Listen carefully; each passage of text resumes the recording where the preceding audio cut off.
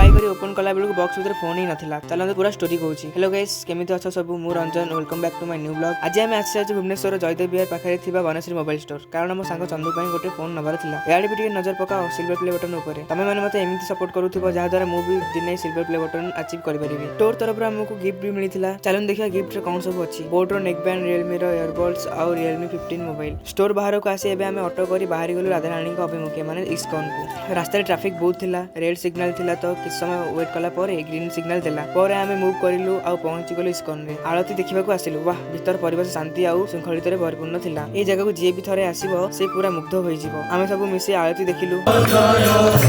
किछि समय पर आरती मध्ये सरी जायतिला। तापर प्रभु को हमें फोन देइथिलु राधारानी को पाखरे पूजा करिवा पई। राधारानी को पाखरे छुआई सारिबा परे हमें बसी पड़लु अनबॉक्सिंग करिवा पई। किंतु अनबॉक्सिंग टाइम रे बहुत बड़ झटका लागितिला। बॉक्स ओपन करके देखिलु बॉक्स भीतर फोन ही नथिला। तापर मन पड़ला स्टोर रे भाई बसी फोन अपडेट करूथिले। हमर काहार भी मने नाही, हमें केवल गिफ्ट नै कि आसीथिलु हेरी। स्टोर रु कॉल भी आसीतिला, किंतु सेठी आरती चालुथिला। फोन रिंग हमें सुनि पालु नाही। तापर भाई को सह कथा हैला आ हमें पुनी बैक करथिलु बनश्री मोबाइल स्टोर को। फोन को हाथे धरि सल्ला पर शांति निश्वास नेलु। तापर पुनी हमें आसीथिलु इस्कॉन को आसी हमें प्रसाद सेवन करथिलु। हमें एबे पुनी थरे पहुंच जाइथिलु राधारानी को पाखरे। एबे सेठी हस खुशी रे ब्लेसिंग सह फोन अनबॉक्सिंग हैला। एबे हमें स्टेशन को आसी जाइथिलु। हमें एबे बाहरी गलु घर को। तो एइथिला आजर कुनी ब्लॉग। देखा हबा आ एको नवा ब्लॉग रे। जय जगन्नाथ।